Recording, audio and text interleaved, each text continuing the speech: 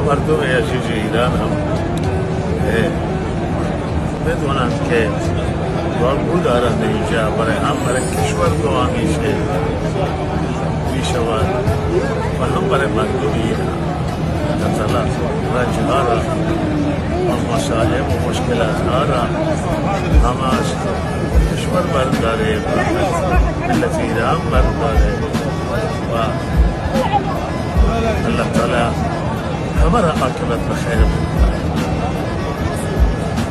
ما امیدواریم پروردگار حج این حاضرین همه حاضرین بندگانش را ببرکه قبول کنه، حاضرین همه محل بپذیره و رحمتش را بر همه جهان گسترش بکنه و شامل حال همه انسان ها بگردنه، شامل حال همه مسلمان ها بگردنه.